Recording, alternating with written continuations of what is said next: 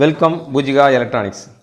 இப்போ இந்த TCL TV வந்து வாங்கலாமா வாங்கக்கூடாதா இப்படி தான் ஒரு ரிவ்யூ பண்ண போகிறோம். அதாவது இந்த டிவி வந்து குவாலிட்டி எப்படி இருக்குது, சவுண்ட் குவாலிட்டி எப்படி இருக்குன்னு இப்போ நம்ம ரிவ்யூவில் வந்து பார்த்துடலாம்.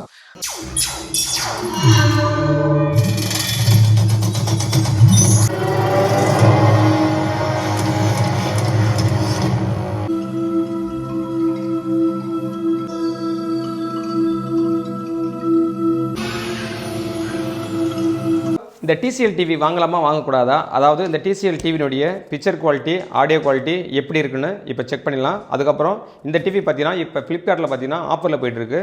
இது வந்து உங்களுக்கு சூட்டபுளாக இருந்தால் இந்த டிவி வாங்கிக்கிங்க, கண்டிப்பாக பெட்டராக தான் இருக்கும். இந்த டிவியை நான் கஸ்டமருக்கு தான் வாங்கி கொடுத்துருக்குறேன். அதாவது டிசிஎல் QLED டிவி. இது வந்து ஒரு கூகுள் டிவி, ஆண்ட்ராய்டு டிவி கிடையாது. இந்த டிவியில் என்ன ஸ்பெஷல்னு பார்த்தீங்கன்னா பிக்சர் குவாலிட்டி வந்து அப்படி பக்காவாக இருக்குது. அதே போல் பார்த்தீங்கன்னா சவுண்ட் குவாலிட்டி வந்து சூப்பராக இருக்குது. 30 வாட் யூஸ் பண்ணுறாங்க. அதாவது இந்த கஸ்டமர் பார்த்தீங்கன்னா அதிகமான ஓடிடி மட்டும் பார்க்குறாராம். இதுக்கு முன்னே வந்து பார்த்தீங்கன்னா அவர் வந்து எம்ஐ டிவி வச்சுருந்துருக்காரு. அதை டிஸ்பிளே போச்சுன்னு நம்ம கடைக்கு எடுத்துகிட்டு வந்தார். நான் என்ன சொன்னேன், அந்த டிவி டிஸ்பிளே மாற்ற ஒர்த்து கிடையாது, வேறு டிவி வாங்கின்னு சொல்லிட்டேன். அதே பார்த்தீங்கன்னா ஒரு Samsung TV, LG TV, Sony TV இது மாதிரி வந்திருந்தால் கண்டிப்பாக நான் டிஸ்பிளே மாற்றி கொடுத்துருப்பேன். இந்த கஸ்டமர் எனக்கு வந்து பிக்சர் குவாலிட்டி நல்லா இருக்கணும், சவுண்டு வந்து பார்த்தீங்கன்னா நல்லா இருக்கணும்னு சொல்லியிருந்தார். அதாவது இந்த ரேட்டுக்கு கம்மியாகவே டிவி நிறைய டிவி இருக்குது ஆன்லைனில். அதாவது பர்டிகுலராக இந்த டிவி தான், அதாவது QLED டிவி தான் வேணும்னு சொல்லியிருந்தார். அவர் வந்து ரிவ்யூ அதிகமாக பார்த்துருப்பார்னு நினைக்கிறேன். அதனால் அவர் சொன்ன மாதிரியே நான் இந்த டிவி வாங்கி வீடியோ எடுக்கிறேன். நல்லா பக்கா கண்டிஷனில் தான் இருக்குது. அதாவது QLED ஓரளவுக்கு நல்லா தான் தெரியுது. சவுண்ட் குவாலிட்டி பார்த்திங்கன்னா ஒரு டிடிஎஸ் மாதிரி, அதாவது ஸ்பீக்கர் வந்து கொஞ்சம் அதான் லெஃப்ட் ரைட் எல்லாம் கரெக்டாக வந்து போகிற மாதிரி இருக்குது. பார்க்குறதுக்கு கலர் பார்த்திங்கன்னா red colour, white colour, black கலரெல்லாம் கரெக்டாக தான் நிற்கிது. சில டிவியில் பார்த்திங்கன்னா டிவி ஆன் பண்ணோடனே ப்ளூவாக தெரியும். ஆனால் இப்போ நான் காமிக்கிறேன் பாருங்கள், கலர் மட்டும்தான் இருக்குது. பேக்ரவுண்டில் பார்த்திங்கன்னா அப்படியே பிளாக்காக இருக்குது. அது மாதிரி இருந்தால் படம் பார்க்குறது சூப்பராக இருக்கும். அதே போல் சைடில் பார்த்திங்கன்னா இது QLEDன்னு எழுதியிருக்காங்க. சவுண்ட் வந்து ஒரு 30 வாட்டுக்கு அளவுக்கு இருக்குது. அப்புறம் வந்து பார்த்திங்கன்னா ப்ராசர் வந்து நல்லா ஃபாஸ்ட்டாக இருக்குது ப்ராசர்.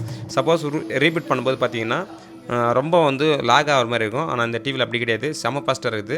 அதுக்கப்புறம் இந்த டிவியில் மினி LED யூஸ் பண்ணுறாங்க. அதாவது பார்த்திங்கன்னா ஸ்க்ரீன் ஃபுல்லாகவே பார்த்திங்கன்னா ஒரே பிரைட்னஸ் தெரியுது. சில டிவியில் பார்த்திங்கன்னா முன்னாடி, அதாவது சென்டராக மட்டும் படம் பிரைட்டாக தெரியும், சைடில் பார்த்திங்கன்னா லைட்டாக இருட்டாக தெரியுற மாதிரி இருக்கும். ஆனால் இந்த டிவியில் வந்து இன்ச் பை இன்ச், அதாவது ஸ்க்ரீன் ஃபுல்லாகவே பார்த்திங்கன்னா பளிச்சுன்னு இருக்குது. எங்கேயுமே வந்து அந்த பேக் லைட் வந்து நம்மளுக்கு வந்து டல்லாக தெரியுது வாய்ப்பில்லை. அந்த கார்னரில் கூட படம் பிரைட்னஸ் பக்காவாக தெரியுது.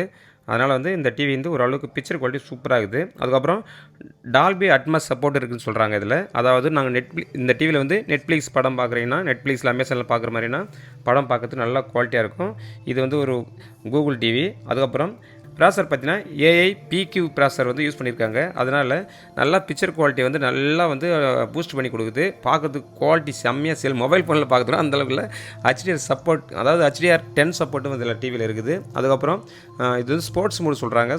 சில பேர் பார்த்தீங்கன்னா டிவியில் வந்து கேம் விளையாடுவாங்க. ஆனால் அவங்களுக்கு பார்த்தீங்கன்னா பெர்ஃபார்மன்ஸ் வந்து சூப்பராக இருக்கும். அதாவது அந்த ஸ்பீட் வந்து சூப்பராக இருக்கும். கலர் பார்த்திங்கன்னா அதே போல் வந்து அக்யூரேட்டாக நல்ல கலராக இருக்குது. டிவி பார்க்குறதுக்கே சூப்பராக இருக்குது. ஆனால் வந்து இந்த டிவி பார்த்திங்கன்னா இது மாதிரி வந்து ஆன்லைனில் பார்க்குறவங்க, இந்த ஓடிடியில் படம் பார்க்குறவங்களுக்கு கண்டிப்பாக வந்து இந்த டிவி வந்து செட் ஆகும். இதே வந்து நீங்கள் DTHல பார்க்குறீங்கன்னா அது குவாலிட்டி வந்து பார்த்திங்கன்னா அந்தளவுக்கு இருக்காது.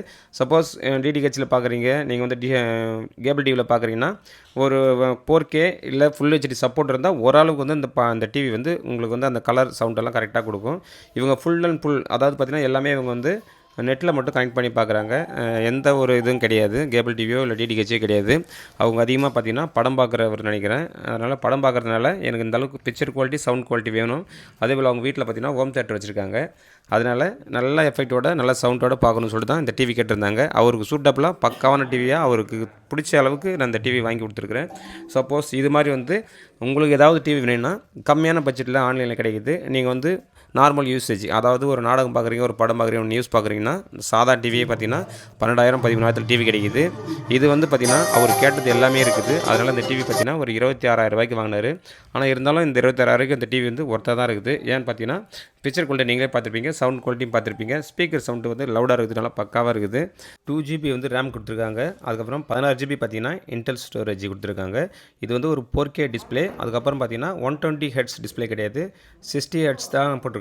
அதாவது பார்த்திங்கன்னா நம்ம ரிவ்யூவில் பார்க்கும்போது 120 Hz டிஸ்பிளே சொல்கிறாங்க, இதில் வந்து 60 தான் இருக்குது. அதுக்கப்புறம் அதாவது 60 இருந்தாலும் நல்லா பக்கா கண்டிஷனில் நல்லா சூப்பராக தான் இருக்குது. இது 2GB ரேமாக இருந்தாலும் நல்லா ஃபாஸ்ட்டாக தான் இருக்குது. ஃபாஸ்ட்டாக இருக்கிற காரணம் பார்த்தீங்கன்னா ப்ராசர் வந்து லேட்டஸ்ட்டு ப்ராசர் போட்டிருக்காங்க. அதனால் வந்து டிவி வந்து யூஸ் பண்ணுறதுக்கு நல்லா ஸ்மூத்தாகவும் இருக்குது. ஆக மொத்தம் இந்த டிவி வாங்கலாம்னு பார்த்தீங்கன்னா இந்த ப்ரைஸ் கண்டிப்பாக வாங்கலாம். அதாவது பார்த்தீங்கன்னா பெரிய பெரிய கம்பெனி டிவியில் இருக்கிற ஸ்பெஷலிட்டி எல்லாமே இதில் இருக்குது. அதுக்கப்புறம் குவாலிட்டி பார்த்தீங்கன்னா அந்த அளவுக்கு இருக்குது. சோனி டிவியில் பார்க்குற அளவுக்கு குவாலிட்டி நல்லா பக்காவாக இருக்குது. சவுண்ட் குவாலிட்டி பார்த்தீங்கன்னா ஆனால் ஹெவியாக இருக்குது. கொஞ்சம் லைட்டாக கொஞ்சம் இறைச்சலாக இருக்க மாதிரி தெரியுது. இது ஏன்னு பார்த்தீங்கன்னா அந்த சவுண்டோடைய சப்போர்ட் தான். அதுக்கு ஹோம் தேட்டர் வந்து கனெக்ட் பண்ணிங்கன்னா எந்த பிரச்சனை இருக்குது வாய்ப்பே கிடையாது. இப்போ இந்த டிவி நீங்கள் எங்கே வாங்கணும் பார்த்தீங்கன்னா ஆன்லைனில் மட்டும் தான் கிடைக்கும். ஆப் ஸ்டோரில் கிடைக்கல. நானும் எல்லா இடத்தையும் கேட்டு பார்த்துட்டேன். ஆப் ஸ்டோரில் வந்து இந்த மாடல் கிடைக்கல.